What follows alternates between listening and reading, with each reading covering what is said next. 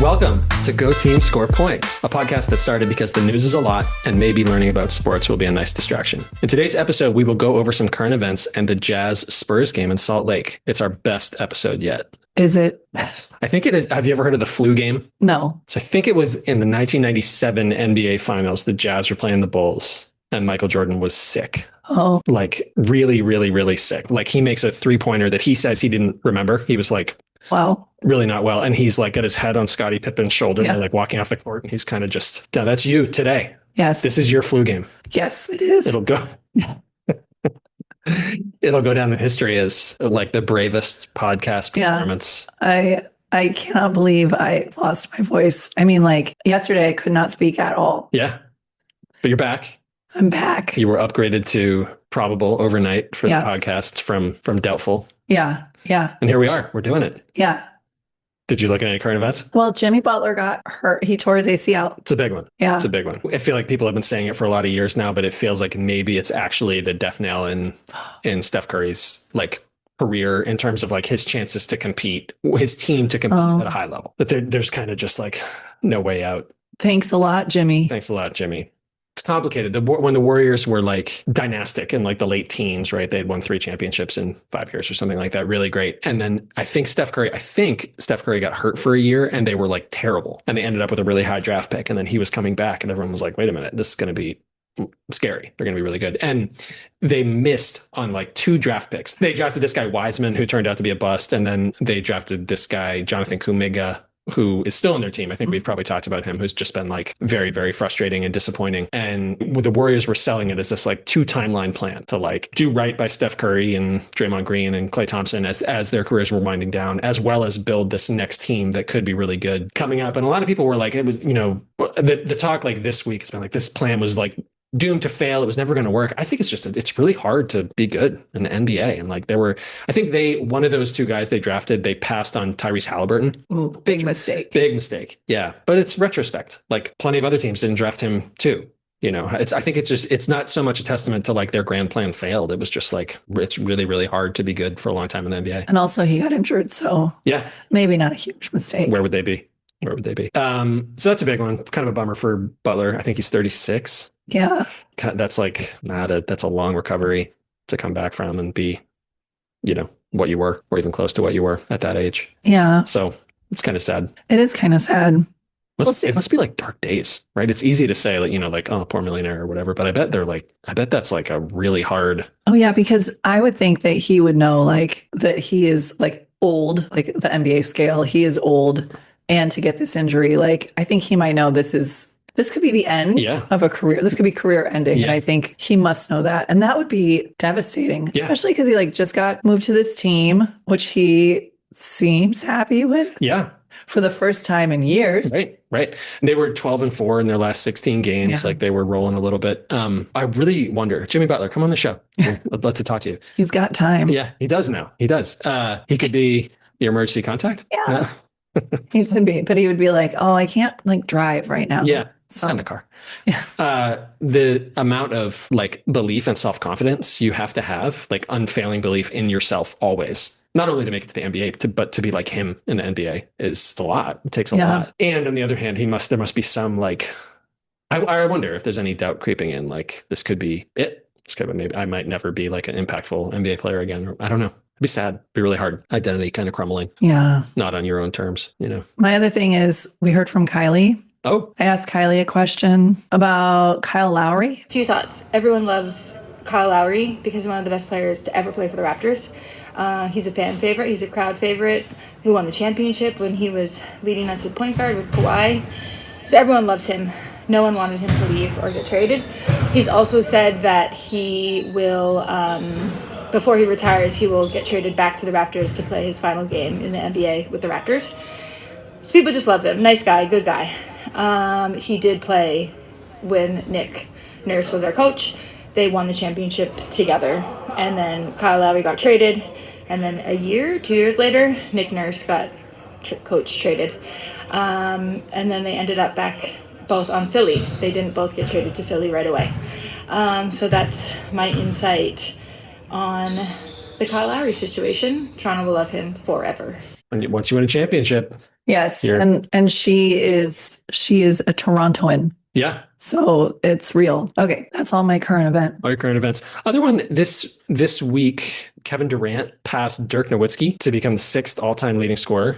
Whoa. In NBA history. Wow. Yeah. And he's like, quick math, he's like 600 points behind Michael Jordan. Whoa. For 5th all time. And like, knock on wood, fingers crossed, like next season would pass Kobe Bryant if he plays and is himself next season for 4th all time. And he's like talk about someone that would be interesting to like give truth serum and talk to. His legacy is like so complicated. He was on Oklahoma. He got drafted by the Seattle Supersonics, which tells you how long ago, right? He's been in the league forever. And then they moved to Oklahoma City, and he was there with Russell Westbrook and with James Harden. And they were like this really good up and coming team. I think maybe they lost to like a LeBron team in the finals one year or something like that. And then after that happened, he went to the Warriors. It's not the next season, but shortly after that happened, he went to the Warriors and was on like what many consider the greatest team of all time. But like it wasn't really his team, right? Because he went there to Steph Curry, and then he left there after they won a couple championships, wasn't super happy, and then kind of like went to Brooklyn. I think tore his Achilles. He tore his Achilles in Golden State in the finals one year, and then went to Brooklyn and was on a team with Kyrie Irving and James Harden again. That is like this kind of mythical team that like those 3 guys played some very, very small amount of time together because of injuries and stuff like that. But when they were together, it was like magical. They were like the best offense ever, but it like happened for 20 minutes or whatever. Right. Not that little, but then he left there unhappy and went to Phoenix. Right. And left Phoenix unhappy, and now he's on Houston. So there's this kind of like malcontent story around him. And obviously we have no idea what the real story is. But meanwhile, he's just like do you remember how we talked about the 50, 40, 90 percentages? Yes. He's like a career really, really close to 50, 40, 90 guy, which is like completely unprecedented. He's like shooter ever. And Steph Curry usually gets that title, and rightfully so. But Kevin Durant just like doesn't miss shots. He's so good. So anyway, this week there's like a little pause to be like, oh yeah, we're watching a special. How old is he? He's 37 years old. Okay. It's kind of funny. I was looking at the all-time points leaders. Who by the way, Michael Jordan played fewer minutes than him. Right. Everyone else that's above him has played like 10,000 more minutes, like way more minutes than it. So just like points per given time, he's up there. Kareem Abdul-Jabbar is 2nd all time. And it's funny to look over as the 3-pointer has taken over that, I don't know how many LeBron's made, but Steph Curry's made like 4,000 3-pointers or something like that. I would like to remind you, I saw him at a Cheesecake Factory one time. Oh yeah. And Hakeem Olajuwon. Yes. Man, most tallest combined height by 2 people ever at a Cheesecake Factory? Maybe. I don't know, maybe. Well, I guess we can't prove it definitively, but. Yeah, I don't know. Like anytime Wemby goes to a Cheesecake Factory with anybody. Wemby's like 2 inches taller than Kareem Abdul-Jabbar. No way. Yeah. He's 3, sure. 3 inches taller. He's like over 7 feet? Yeah, 7'2". 7'2". Is what it says. Okay. All right, 4 inches taller. All right. The reason I brought it up is when you look at those career 3-pointers, it's like 1,200, then it's like 2,500, and his is 1. He made 1. Really? Career 3-pointer, yeah. Which is kind of more impressive in some ways, right? But like more baskets overall. Only had 1s and 2s. I thought maybe there was there's a lot of Giannis drama right now. Oh. About trades. Okay. He spoke about his frustration with the team. Yeah. Quite a bit after, like in some press conference afterwards, he's like, I've never been a superstar who's demanded the ball. And I don't know if my teammates understand the type of gravity that I can cause when I have it for the other team. That's kind of, well, that's a little bit like passive aggressively demanding the ball. He seems like very unhappy. Very, very. They lost again today. They're just like really not good. Against the Nuggets. Against the Nuggets. That's not the game you watched, is it? No. Oh, yeah. The prevailing wisdom was that like probably a trade was going to happen in the offseason this year. And with these latest comments, it doesn't seem likely that he's going to make it that long. And like, it seems like he will be traded. So what team would he go to that would let him hog the ball? It's a good question. I don't know. It seems like the dialogue around trades and like even in the league hasn't really caught up with the reality of this second apron thing where it's like, it's really hard to trade someone. And if like a team that trades for Giannis, like there is no escape clause, right? You would have to give so many draft picks and so many players. It's the same conversation with like John Morant and Zion Williamson and all these players and Trae Young, who the Hawks got like not very much for Trae Young. Like teams are just, I think, are not willing to take big swings on superstars right now because it's if it doesn't work out perfectly, you're just screwed for half a decade, which is like, it's a long time in the NBA. So it'll be interesting to see what happens and what they get for him. And I don't know. I don't think it's going to be great. I don't think it's going to be great. That's interesting. Yeah, I guess. Jonathan Kuminga, this guy for Warriors, who's been like kind of a malcontent, and Steve Kerr's been very, very frustrated with him. As soon as he was eligible for a trade, like demanded a trade. And this guy, Mike Dunleavy, who's the Warriors general manager, was like, well, if you demand a trade, there needs to be demand for you. It's like, we are open to moving you, but like, wow. We're not getting calls. Like, no, he didn't say all of that. He just says, like, if you demand a trade, there needs to be demand. I'm happy to work with anyone to try to. But it was pretty funny. Pretty good little zinger about Kuminga. That's kind of harsh. Kind of harsh, but true. It was like Kuminga was like saying to the Warriors, like, you've done wrong by me. Yeah. And he's like, nobody wants you on their team, man. What do you want us to do? So yeah, that was a funny little beef. I think that's all I have. Me too. Those are just some current events from the week. I can't wait to see what happens next week. How you feeling? How's your sick game going? It's okay. You're doing great. I'm doing great. You want to tell me about a game? Yeah, let me tell you about a game. Jazz. No. Jazz and the Spurs. Spurs. Oh, yeah. I watched the Jazz play the Spurs in Utah. Uh-huh. The announcers were Craig Bolerjack and Thurl Bailey. Okay. I liked them. Are they the Jazz announcers? Jazz announcers. I watched it sick. So yeah. You're playing hurt. Yes. Good analogy. I only watched the first half. Or you could say, look at me, I watched half the whole first half. Wow. Good job. Okay. Was this game today? Was it like it was yesterday, I think. Okay. My first note says, dang, the Jazz beat the Timberwolves this week. Yeah. That seems good. Jazz are a little feisty. Yeah. Yeah. They played at the Delta Center. Here's what's funny. So like at the tip-off, the tip-off, you take your two tallest guys and then they hit it. And they like didn't even try against Wemby. They were just like, look, you got this. Let's just agree. I'm going to step aside. Yeah. Do your thing. You start with the ball. Then we'll figure it out. We get it. Yeah. Yeah, that was pretty funny. Yeah. Okay. Quarter 2, Cody Williams dunks it. Guess what? Cody went to CU Boulder. Oh, wow. Just like me. Just like you. We have that in common. So he dunks it. And it was a really it was like a poster dunk. Yeah. But the announcer said he wants a snapshot of it to make a poster to hang on his wall. Oh, his own? I thought was like really funny. Yeah. You think anyone has one? Of themselves? Yeah. That's a good question. Probably. I bet they do. Well, I bet it's like, how you've got like a display wall of your trophies or whatever. You probably got like a picture. I think Ronaldo, the soccer player, I read somewhere that he has like a full-size like statue of himself in his entryway, possibly naked, but possibly not. Wow. Which if I was Ronaldo, I think I would never wear clothes. But right? Yeah. So the announcers were discussing because the ref said somebody smacked the ball. And they were like, did he smack it? Did he not smack it? Or here's the ref talking about it. After review, Bailey smacks Castle at 0.6 prior to the expiration of the shot clock. Therefore, it's a 2-shot foul. I want to show you this TikTok that makes me laugh so much. It looks exactly like this guy. Holding 12 offense. Okay, guys, here's what happened. This is freaking crazy. Seriously. So Draymond got fouled, right? But there were 2 offsetting technicals, so he's probably going to shoot 2 shots. Then I think we're gonna give the ball to the Knicks.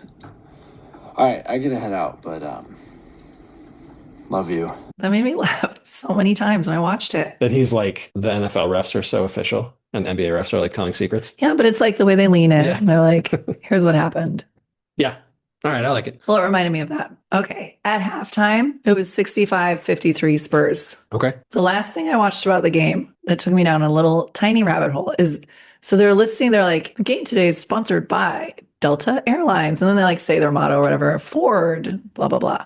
New Skin, Zion Bank. Like these things all seem very Utah, right? But I'm like, New Skin. Yeah. Have I heard of this? Like, right. I watched most of the Real Housewives in Salt Lake City. I watched only half of the most recent season, and they're all very into aesthetic procedures, right? So I'm like, okay, New Skin, like how targeted are these sponsors that it's like an aesthetic something? So I'm like, what is New Skin? Yeah. So I look it up and this is crazy because it's an MLM scheme. Oh, really? Yes.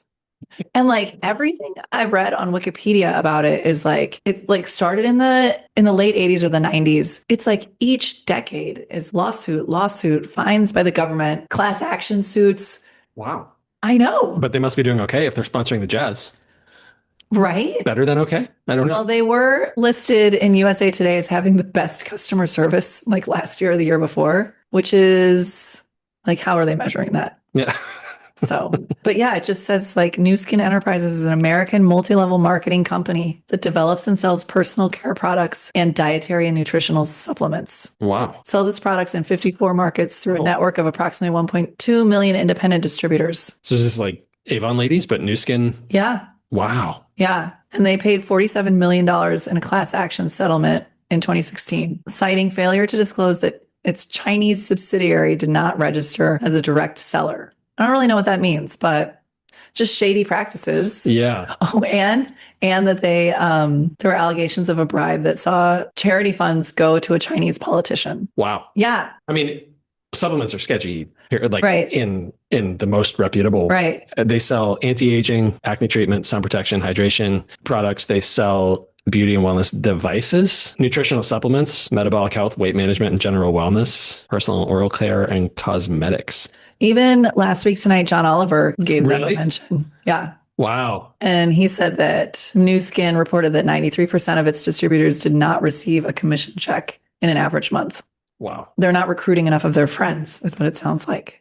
Cell renewal fluid, only $96. Wow. Yeah, good for them. Toothpaste, body butter. Yeesh. Yeah. Wow. Okay. So, Watching the Jazz. yeah, Man, that's it for the game. that's it for the game. Do you know who won? No, we should look that up. I'm sure it was the Spurs. Yeah, me too.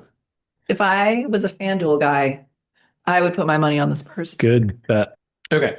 The Spurs did win. The Spurs won 126 to 109. Wembanyama had 26 points, 13 rebounds, and 5 blocks. He's good. Mm-hmm. Okay. Okay. What did the announcers say? Okay. Well, the announcers were Craig Bullerjack and Thurl Bailey. Let me I look. like them. And the sideline reporter is Lauren Green, and she is pretty. Thurl Bailey was wearing such a nice looking jacket, like a 3-piece suit. Like now I want Thurl to be my style guy. They're known as Bowler and Big T. Oh, he did call him Big T. Oh, really? Yeah. There's a famous, do you know the name Jimmy Valvino? No. He was a college basketball coach, big personality, and then like got cancer and after his coaching career got cancer and died. And there's a Jimmy V award on ESPN for this guy, Jimmy Valvino. But the thing he was most famous for in coaching was leading this North Carolina State team to a really unexpected national title. They were not expected to win, and they did. And this guy, Thurl Bailey, was on that team. Oh, wow. Yeah. So, wow, he was the 7th overall pick in the NBA draft. What year? This Thurl Bailey guy in the 1983 draft. Whoa. Yeah. Wow. Bailey's career high in points came whatever. He scored 41 points in a win over the Denver Nuggets. What? Ooh. Yeah, I mean, in 1988, he averaged almost 20 points a game. Thurl Bailey. That's weird. I don't know that name. Well, I'm glad you know it now. I know it now. Thurl Bailey. Okay, sorry. The announcer said. These guys were great. Okay. Awesome. So very nonchalant, they said, from the corner 3, splash. But not like splash. It was just like, oh, splash. Splash. Yeah. Nerf delivers a dime and Ace says, no change. That was an alley-oop. Oh, okay. Uh-huh. Wow. Uh-huh. And then the other guy says, you're exactly right. No change at all. It makes you appreciate Chick Hearn.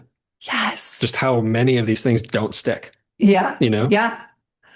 Then about Wemby, they said that he's the most unique player of our time. Yeah. They said he's got the IQ of a point guard and the length of an alien from another planet, and he knows how to use it all. Then they really went into this analogy like a couple of plays in a row. They said they dug a hole for themselves. They've got enough time to put some dirt back in it and not play uphill as much in the second half, but it's got to happen soon. And then the other guy says, I like that line. Who wants to be the shovel? Oh, and then it came up later again where they were saying who was putting dirt in the hole. And then he says, that was a magic moment. Abracadabra. Ooh. And then in the replay he says, watch me pull a rabbit out of my hat. Presto. And I think I want to start using abracadabra in my daily life more because that's a fun thing to say. When? In the morning, I make myself a latte, I do. I make the coffee and the Nespresso, which is the Christmas present I got in 2025. And I love it. Yeah. And it came with the milk frother. After I make the coffee, I pour in the milk and I could say abracadabra. Presto. Awesome. Or when I leave the apartment in the morning, there's a gate outside. You have to press a button to unlock the gate. And I could be like, abracadabra. Oh. Presto. Yeah. Or like an automatic door. Yeah. When you're abracadabra. Yeah. Or when we go to school and we have to swipe our badge for the gate to open. Abracadabra. So when you're using technology, you don't fully understand. Abracadabra. Abracadabra. Yeah. I'm Great. going to do it. When you send a text. Abracadabra. I love that. Let's do it. Okay. Okay. I'm in. Great. That was kind of it. He says left-hander punished the rim, which I thought was kind of funny. So on your chart. They're like solid upper right quadrant. Right. They're pretty good. Good. Yeah, I like them. I watched the Nets. Saw they beat them in double overtime today. Peyton Pritchard. Double overtime. Peyton Pritchard had 32 points. Oh, for him. Yeah. He had a really good game. Derek White did not play. So it was wild. The game went into double overtime. The Celtics have Keita. Yeah. Who we talked about. They have this other guy, Luka Garza, who's their other traditional big. And both of them fouled out. Oh, no. And Luka Garza fouled out. Keita fouled out with like less than 5 minutes in the game, and Garza fouled out during the first overtime, I think. Wow. And this rookie who played for Kentucky was like, go play. That's so exciting. And like terrifying. Yeah. He had been sitting on the bench for 50 minutes of game. Yeah. And they're like, all right, don't screw it up. And he made like a and one in the second overtime and had like the key block of the game. Like it was wild. It was really wild. This guy, like, just sitting there, and I would guess you get into a rhythm, and you do the flight and you warm up. Yeah. You sit on the bench and you expect, I don't know how many games this guy's played this year, but like not a lot. And then all of a sudden, not a blowout. He was like, wait, I got to take my Crocs off and put my basketball shoes on. Exactly. I can't play in these slides. What are you doing? Yeah. And he went in and he did great. It was, wow. It was pretty cool. What's his name? Do we know it? I think his last name is Williams.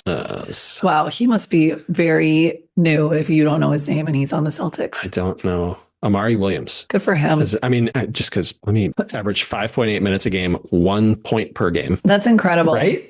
I mean, it's pretty wild. And I think that nearly all of these games were blowouts, right? Just like playing in full on garbage time. And then all of a sudden this like game, I'm sure felt really, really important to him. Pretty wild. Yeah. Pretty cool. That's so exciting. Amari Williams. Yeah.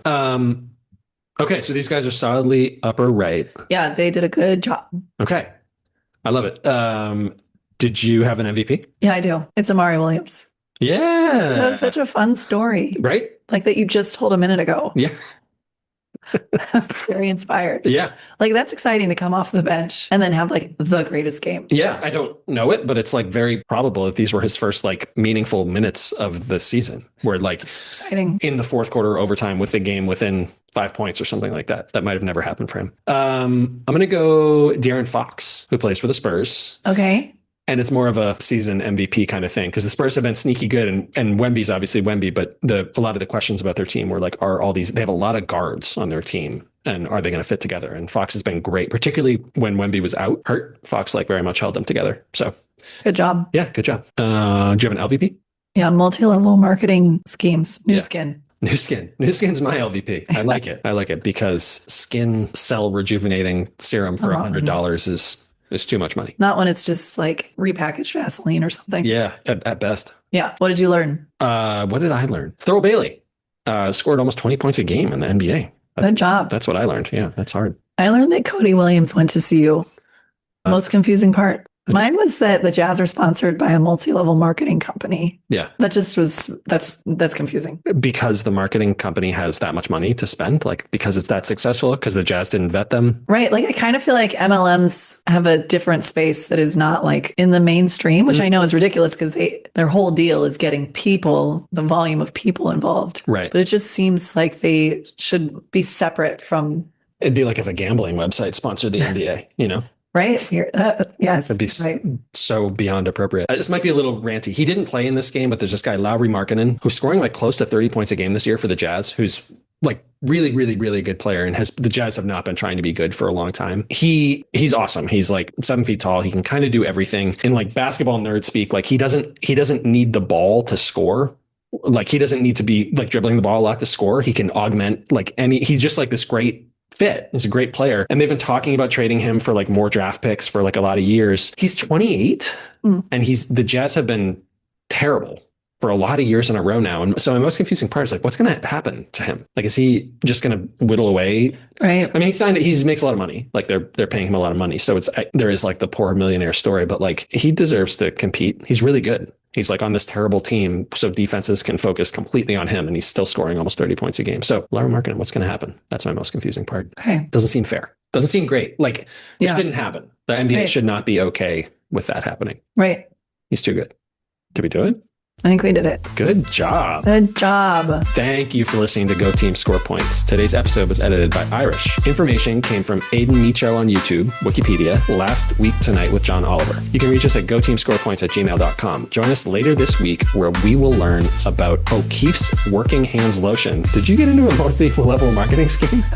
Are you about to sell new skin? You're going to have to find out to our audience on the Weep episode. On the Weep episode, and we will play a game we're calling Start Bench Cut. See you soon.